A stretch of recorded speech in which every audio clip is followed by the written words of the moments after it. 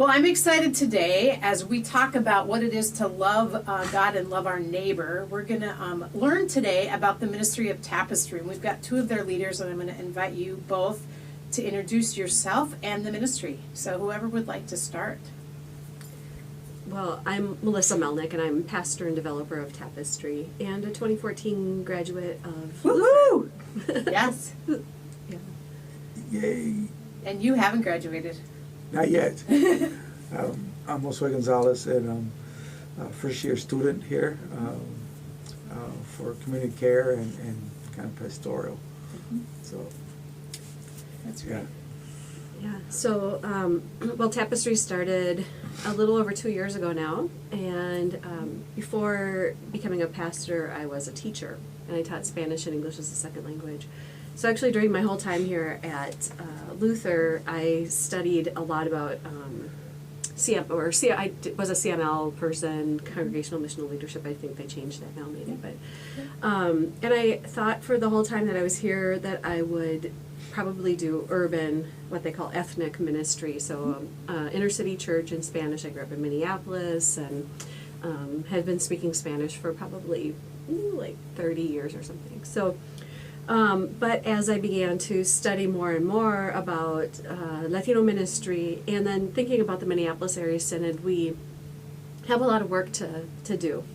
And so I started researching, and pretty much every paper I could write was about Latino ministry of some sort or another. Fall semester before I graduated, I did an independent study with Professor Dwight Shiley, and it was this kind of, if I could start a ministry, what would I do? And part of that was research. So there, and this I know from being a teacher for so long, and then with Facebook and just out in the community, I still run into students that I had 15 years ago.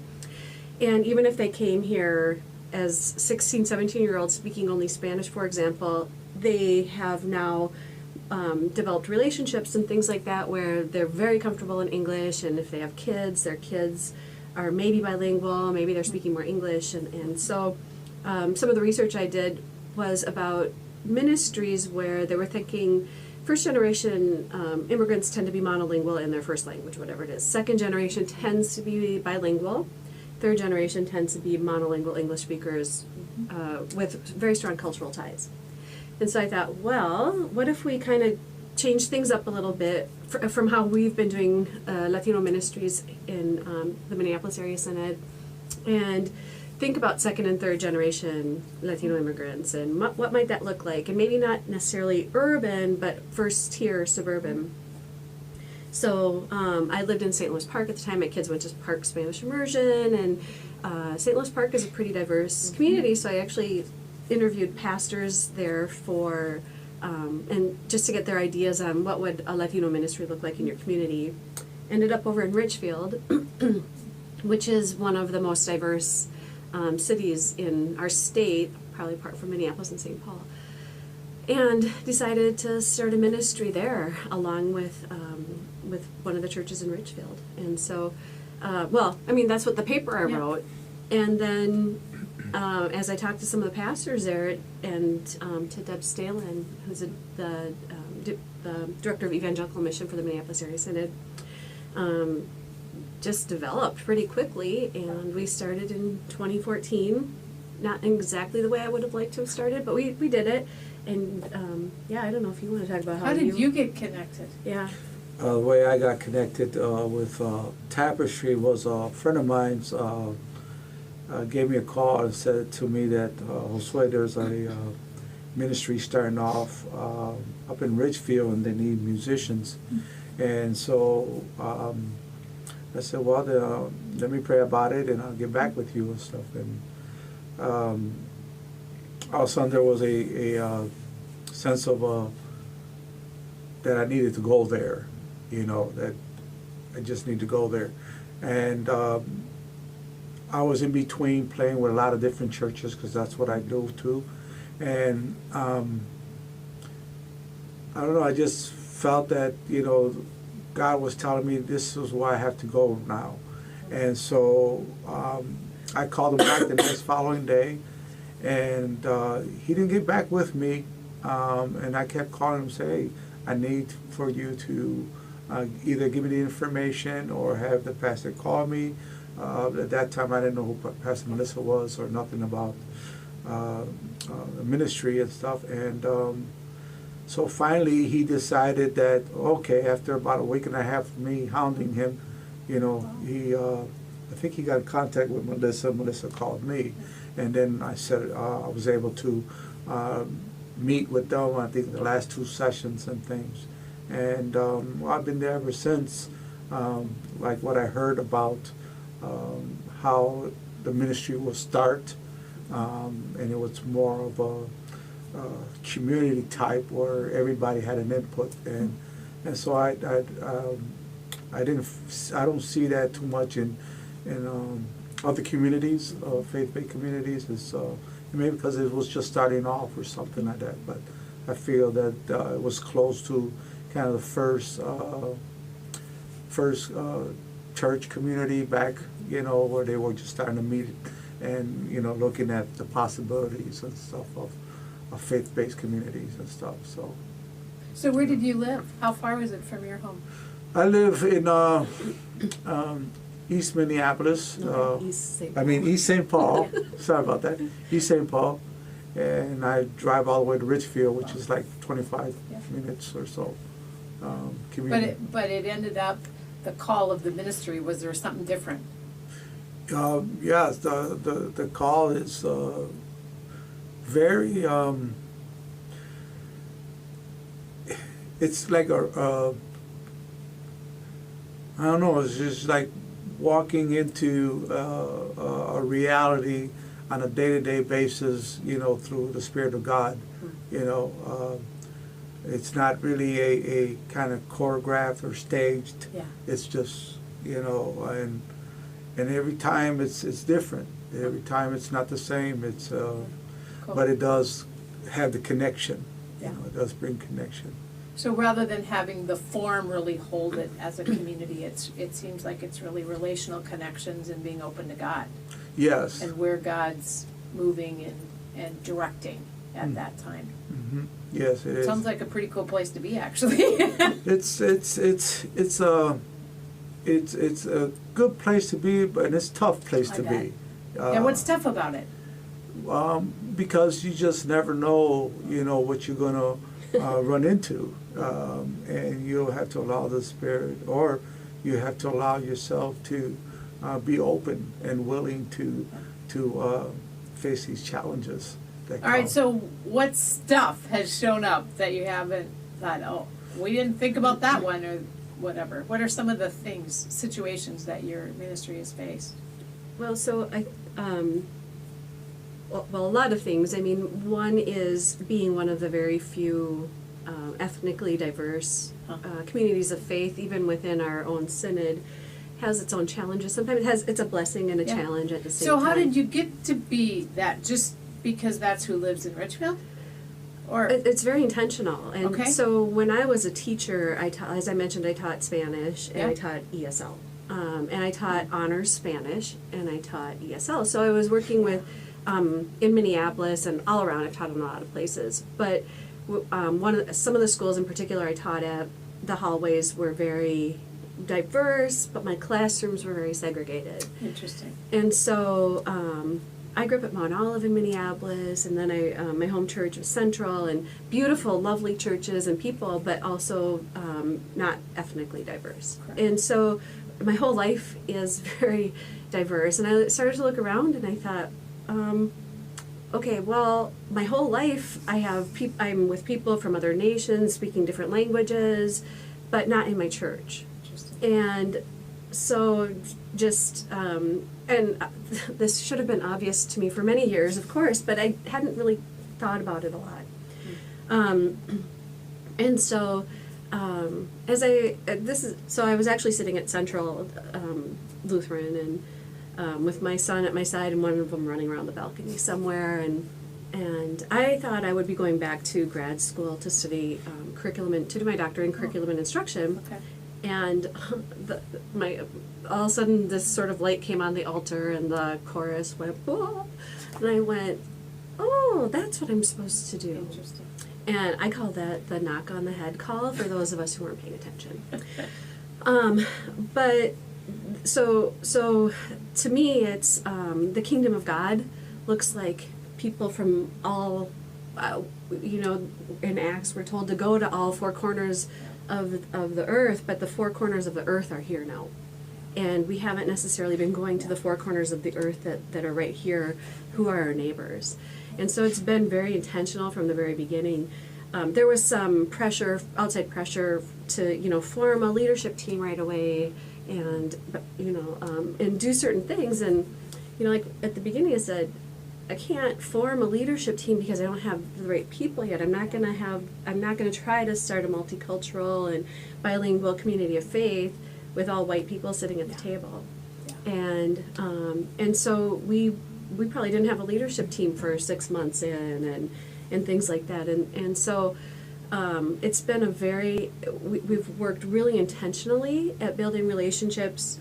He actually came up with this at a mission developers training a year and a half ago.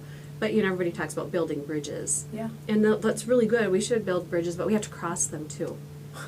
And so we're not always so good at crossing them. Yeah. And so we're very intentional in how we do that, both with, we sort of think of two strands of our ministry, and one is back to our own ELCA. Yeah. And so we go out with music and preaching and things like that, and building partnerships, which is part of the blessing and the struggle. Yeah. And then of course into our communities where we're located and things like that. So it's very hard work. We have to be intentional about it. And so I don't know if there's anything else you want to say about that.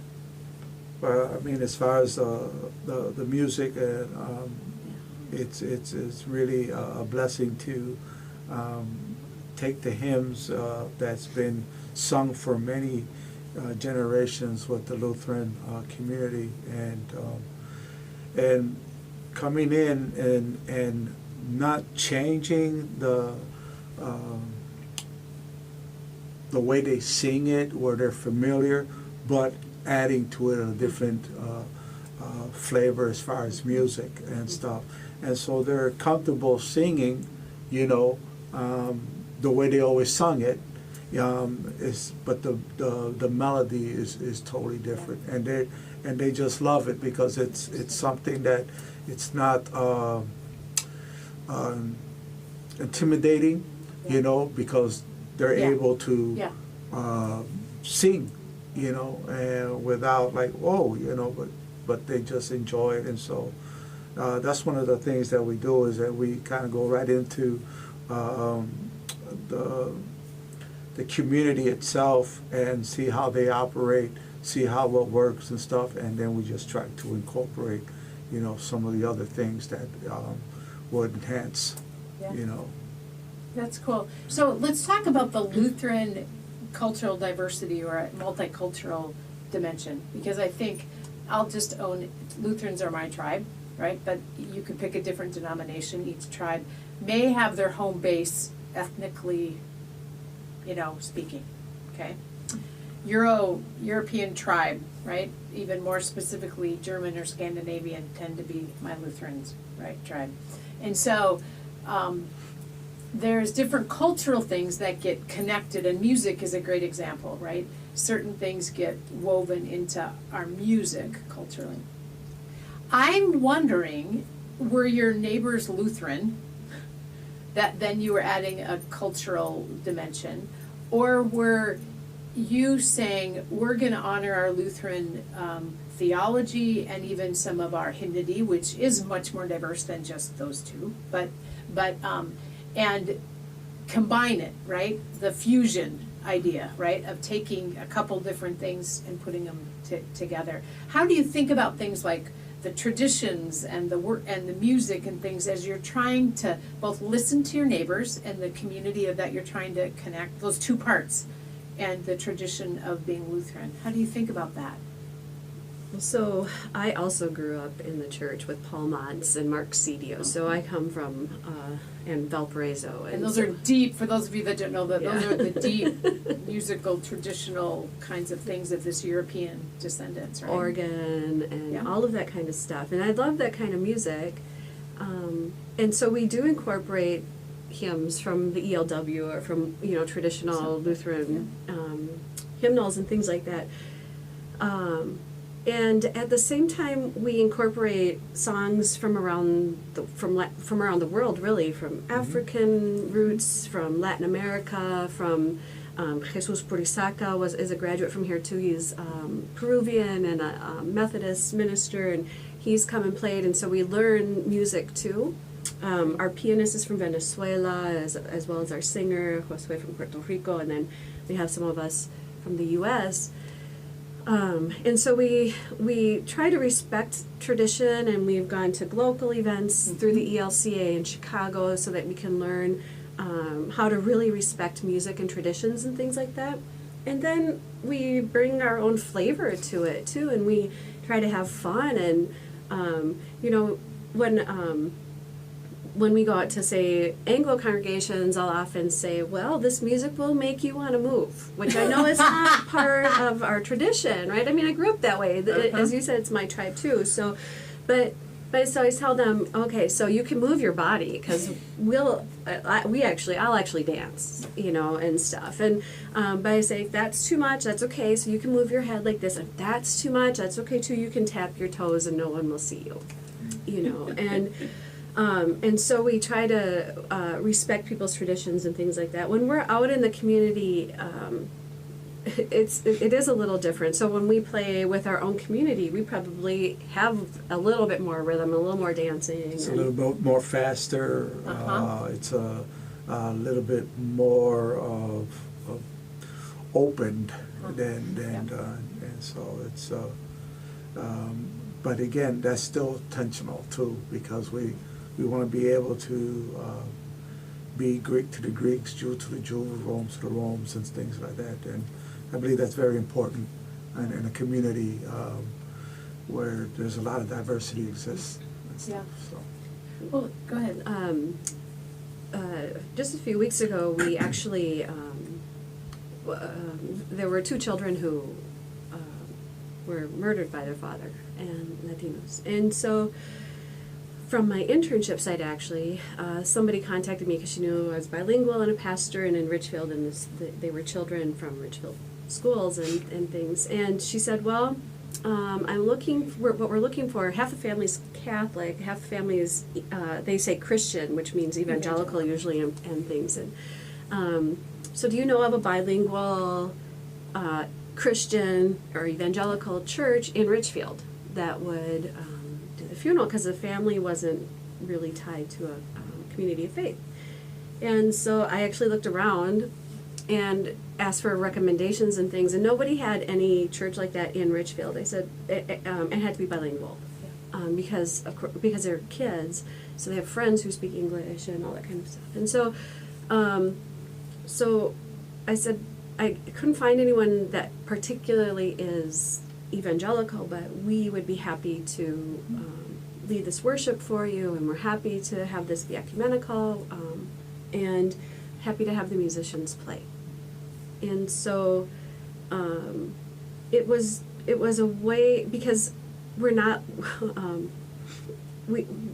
I'm Lutheran. My theology is Lutheran, but because I'm Lutheran, I'm able to be open to other people and to their faith traditions. We had Muslims there, we had probably atheists there, everybody. But we were able to bring something, because we've been doing this now, it's 2 years, it's not a long time, but we don't have all the answers, but we've been working on this for a couple of years. And so we have some idea of how we can help bridge the gap and stuff. And so the music's not going to fit everybody, for example, or the whole worship was bilingual, and so we sort of have to accept the fact that nothing's going to be perfect, but that we try to follow where God is leading us.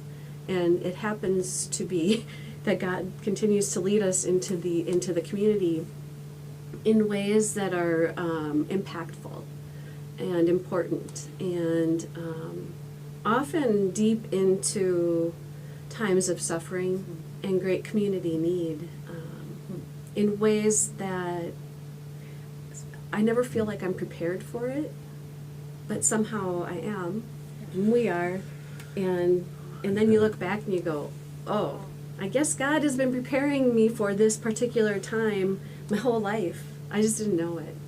Yeah, you know, as far as kind of with the Lutheran,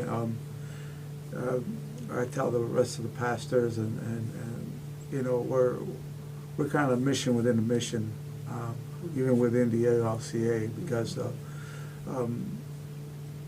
Tapestry is a kind of like a wave of different partner congregations, and one of the things that I loved about the community, the brotherhood and sisterhood, I have to mention that because I'll be in trouble. But they're reaching out to the body that has been suffering, or a body that has not been been there but not really connected. And so Tapestry is also like that body. And so when other pastors and brothers in the Lutheran community are reaching out and saying, yes, we want to help and support, because even though we may not understand how this is working out, but we see the impact, not only in the community, but within also our community with the Lutherans, that we're starting to communicate, we're starting to, hey, we're reaching to our own, we're reaching to someone that's hurting. And I believe that's where the power and the unity really lies. That's where they're all at. I couldn't orchestrate that. Tapestry can't orchestrate that. No one. And so those are the things that I like to bring out, is that it's not really a mysticism, it's just fact, you know. And so I really like that. I really like where Tapestry has been so far, you know, and reaching out to the community, as well as the bigger picture, the ELCA and other people that just, you know, come around, you know, so. One of the things, it comes from my Lutheran, but it's a theology, but it's simpler than all the stuff of the Lutheran, and it transcends because it's biblical. But for me, I see love God and love neighbor, right? When it all gets down to it, we can peel back a lot of layers, right? That's an intersection that we're trying to live. And I hear you doing that. Let me test this by saying, we're going to love God by having a community that worships God that's reflective of the world we live in, which is this multicultural community, right? And so we're going to be faithful to that part of our calling, to love God together, and we're doing some things around that to be intentional and be thoughtful. But we're also going to be mindful and aware and be interrupted by our love for the neighbor. Mm-hmm. One of the things that changes me personally, and I want to then hear you talk about this as a community, is when I start deepening my relationship with God and putting on what I call my God glasses, right? When I can let my human ones go, my heart starts breaking as I see the world differently, because, you know, God would be, like you talk about that story, it moves me, right? And you say, here's a great need of sorrow, here's a great time. They need a community. You know, like, is there anything I can do, you know, that sense of reaching out. And that affects us personally as Christians, but also as a community. So I'd love for you to hear you talk about, that's what I hear you worrying about more than the structure, more than what a denominational piety is, more than crossing all your T's, dotting all your I's kind of thing. But talk a little bit about it. Does that make some sense to you? How would that look like? in some other ways? For me, I think it's I do respect my own tradition, and at the same time, I realize that there are sometimes some things I have to let go. Yeah. And that's actually okay. The other thing is that when I start thinking it's about me, I fall into this despair, because it can be very lonely work. It can be isolating. I can wonder kind of where I belong, because sometimes I don't really quite fit in with other pastors because this ministry is so different. Sometimes I don't necessarily fit into the communities that I'm serving, and I can just kind of fall into this place where I just don't see how we can even go on. And this, you know, I'm kind of hard-headed. It's like my call, you know, it just had to be right there for me. And sometimes that's how it has to be for me. A year ago, and this is something that you and I had talked about briefly, I think is partly why you had invited us, is that a year ago at this time, I don't think we talked about this part, but I was behind in pay by 6 weeks. And because we're supported, our people don't have a lot of money, and we're small, and we're supported by the ELCA, by the Minneapolis Area Synod, and by our partner congregations. And at the time, I was having trouble finding people that would, I don't know, maybe have enough faith in our ministry, or see the value of it, or the importance of it, or just to be able to, you know, when you go through a traditional church council, it can take just months to get something done too. I mean, structural, whatever it is, and so I was 6 weeks behind the whole fall, and I paid my rent late every month, and wondering how I'm going to feed my family and my cats, you know, and stuff. And it was people from our congregation or community of faith that were helping me sometimes buy groceries. You know, they didn't have that much, or what, you know, whatever it was. And at the same time, there was we had been reaching out to this, I guess it's the third largest apartment complex in the state of Minnesota, that was about 2 blocks away from where we were housed. And so we had been out all summer, just taking like lemonade and cookies and getting to know our neighbors, and just saying we're new to the neighborhood, we want to meet you, and stuff like that. And September 30th, the apartment building was sold. October 1st, basically, people got notice, you have to leave in 30 to 60 days. And because of connections we had made with other nonprofit organizations in our community, with the people there, we heard pretty quickly within the week that people were struggling finding anywhere to go. And then people from nonprofits were emailing or calling me, do you know of any housing available? I'm like, I'm a pastor. You know, like, what do I know? And stuff. And I'm just a pastor. What do I, you know? And so then I thought, what do we do? You know, and then I thought, oh, resource fair. And then, so I asked the pastor where we were, can we do this? And he said, yeah, good idea. And then sent out some invitations, and it ended up being about maybe 20 different community organizations that have been working on housing showed up to a meeting. And then actually there were 5 of us from Tapestry. I say the old ladies, it was me and 2 Latinas that spoke Spanish, and then 2 white women, 1 who lived there, both who were disabled, and then 6 people from nonprofits, and we door knocked 700 doors in 2 nights, and invited people to a community meeting about what was going on, and it was a meeting and resource fair. But it became very clear very quickly that if there's nowhere to go, then what resources do you need? You know, you don't need you know, like a food basket, whatever, if you don't have a house to have it in. And so, anyways, so our first meeting, we had 200 people from those apartments and from other places in the community. Some politicians came, and you know, and we did have the resource fair, so there were some people that were helped and things like that. But we had that, and then people were able to tell their story. And then we said, okay, well, if you want to try to kind of get organized and see what you can do, I didn't say it, somebody else did from the community, then come back in 2 weeks. And they were like, can we do this in 2 weeks? And I'm like, okay. And so this developed over time, and basically 2,300 people were displaced and have had a lot of trouble finding housing. Some ended up without housing, some, all over the cities. And but they did organize, and they ended up going to court, and they are now in a class action lawsuit.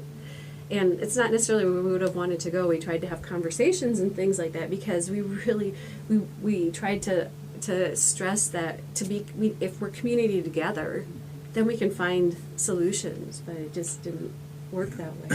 And one of the things what Tapestry does too is empower others to do the same.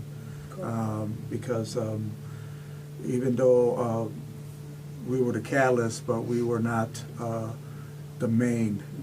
It was the others in the community that says, we believe that we need to take ownership, and that's what they did. Mm-hmm. And they continue to take ownership, and you heard Melissa that they have a class action suit where now that the company wants to settle because it may be better for them in the long run, and so but it was a community collaborative effort, and so but again that's empowering others too to do, and that's why I say Tapestry it's not a place that you just want to go on a Sunday.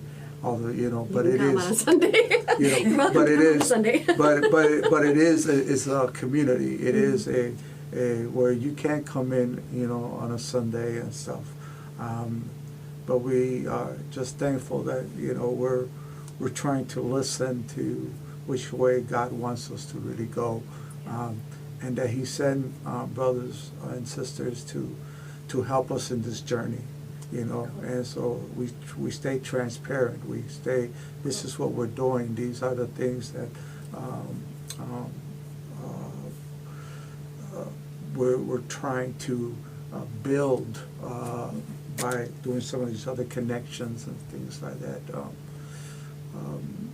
Keeping open doors by if there's any changes within the community. For example, the thing with the presidency. That was another thing that I said, Pastor Melissa, that we need to talk to the pastor and ask how are the congregation feeling about this. Because we want to be able to make sure that we're open, we're honest, we're doing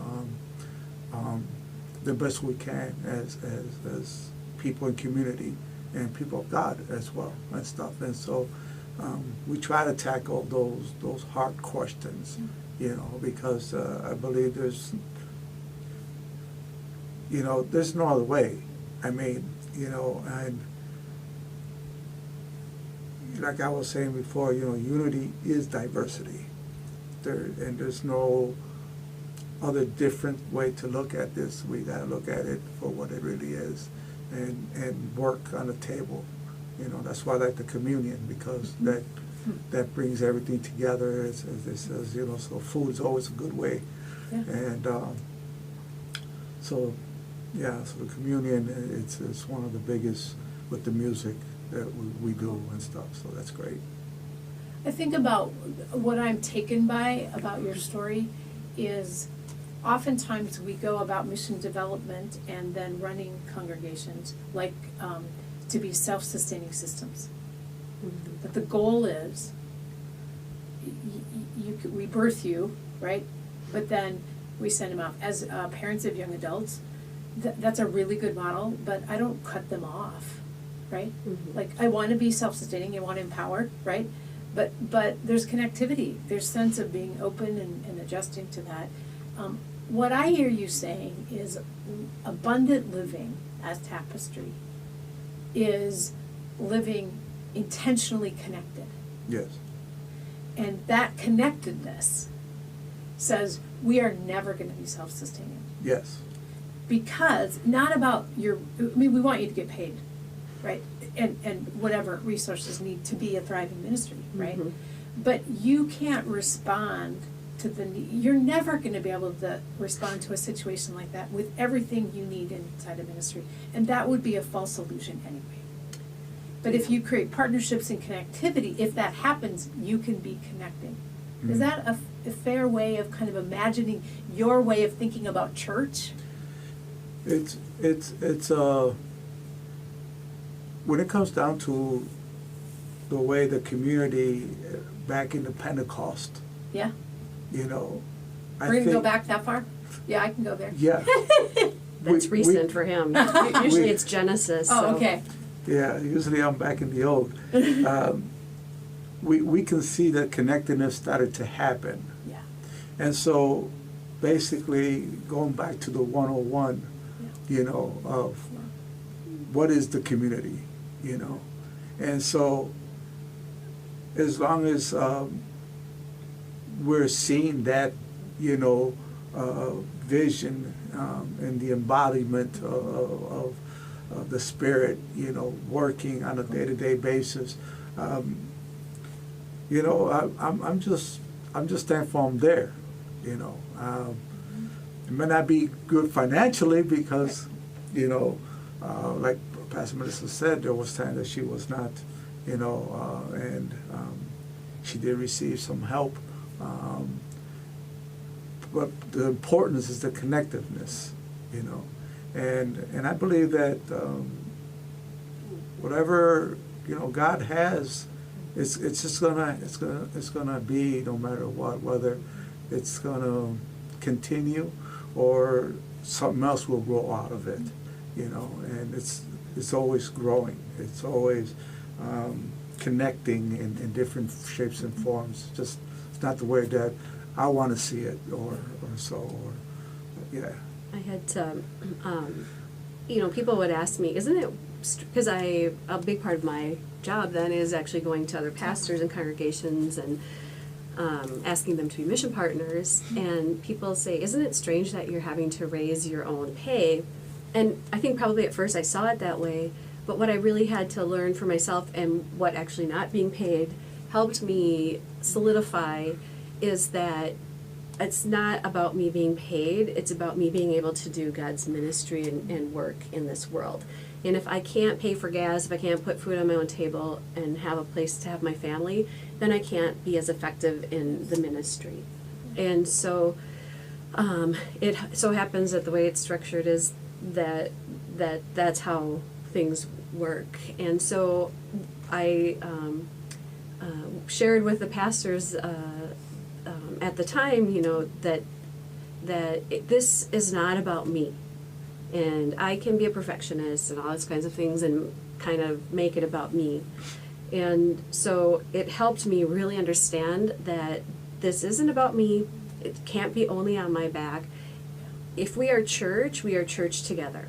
And so if this ministry is important enough to us as church together, then we will find a way to make it happen. And I think sometimes we become complacent in our and comfortable, and I don't think that's really where we're supposed to be, certainly not as pastors or church leaders, and even as people of God.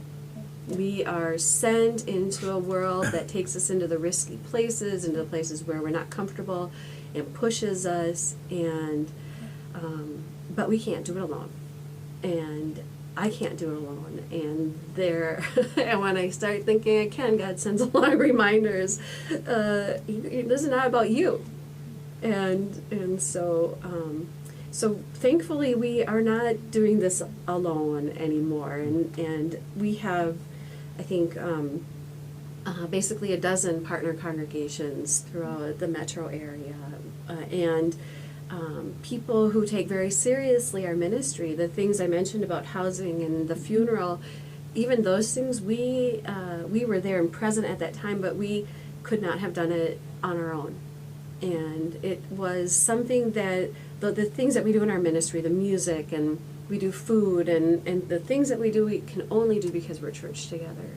And so I think like part over of 500 people at the funeral. At the funeral. Yeah. So all of those things are ways that I think, to shake us up a little bit. As Josue mentioned with the results of the elections, we, with many immigrants in our midst, some of whom are undocumented, some of whom are eligible for citizenship but haven't gotten their citizenship, people of color, people who live in poverty, people who need health care. This affects our people in some ways, and we don't know exactly how yet. But we're reaching out to our partner congregations and saying, some of our people are worried and scared, and how do we share love and hope in the midst of all of that uncertainty too? The vulnerable nature of which is so present. You can't ignore that in this ministry. It's a baby ministry still. Mm-hmm. But I think anytime we're loving our neighbor, it's vulnerable. Mm-hmm. Right? That element doesn't ever fully go away. Maybe say it differently, even if we get to a place. And I think the gift you are bringing, I think of your having to go, I start there, to talk to other people, gives you a chance to share a testimony, right? Gives you a chance to make visible invisible, or a neighborhood that maybe they wouldn't know about, or a situation that they wouldn't know about. And you get to actually share a story of loving your neighbor in a particular way that turns that vulnerability into testimony and proclamation and opportunity and ministry, right? Oh, yeah. In a bigger way. Mm-hmm. And so that's pretty cool. Yes, yes. We will be baptizing some Awesome. kids that were at the funeral. Uh-huh. Just talked with their family last week. We, with the whole housing thing, we had a giving thanks for the community meal right before Thanksgiving, and we honored some of the people who have been working really hard on the housing issue, and they were, people who aren't often recognized for their hard work, and so it's just ways of finding our own gifts and seeing the gifts in our community. And I think I'd love to see what gifts people have, and the things that are unexpected, and with the housing thing, we stepped way back, but some women asked us to start a women's group, so we started a women's group. And sometimes I'll be at meetings and I just say, well, I pray for you. If you ever want to come and pray or just talk, you don't even have to pray, just you need somebody to listen to you. And I find myself sharing the gospel with people from nonprofit organizations. They say, well, what do you think about this? They ask me, why are you here? Or what's important about this? And I just say, for me, my faith is about loving God and loving the neighbor. And one way to love the neighbor is to accompany them when there's some kind of injustice. We have some different views on that, what accompaniment might look like a little bit, but Yes, we do. It's okay. Yeah, and it's okay, and we talk about it, and but I think for people to see that it's so important, the 500 people at the funeral know that there's this Lutheran church, or a couple or 3 Lutheran churches right in Richfield. They don't even know what Lutheran was before, but here they are at a Lutheran church, and that these Lutherans, whoever they are, care about the community, and they got to hear a message of God's love that day. And so I think that's just some of the surprising ways that the Spirit's been at work in all of this. If we all of a sudden don't have funding and we end up not being a community of faith, then so be it, because we've been present in our work and our ministry and our mission, and if tomorrow brings something different, then that's okay. It's about just doing the work that God calls us to do, and how that looks in the future, I don't know. But Well, I think we're always going to be a community of faith, because as we look at the apostles, they all where it's sent different areas and sent different ways and stuff, where they first started close, but then they are spread out and stuff. And I believe Tapestry, if that's gonna be, then that's, it's just another outreach, another branch, that's being grafted in and stuff. So, it's always going to be a community of faith because we're there, whether collectively in one spot, but we'll be the collectively in the spirit with everyone else, because they're going to always come to remembrance and tell the stories and stuff, and that's what we learn is telling the stories all the time, and so we'll tell the stories and stuff of what's going on and how's it been. Cool. You guys, Josue, thank you for sharing this story. As a person who cares deeply about the church, not only of its past but its future, I wish you blessings in this, and I hope that your sharing the story with this opportunity will be a multiplier. So, thank you. Thank you. Thank you. Mm-hmm.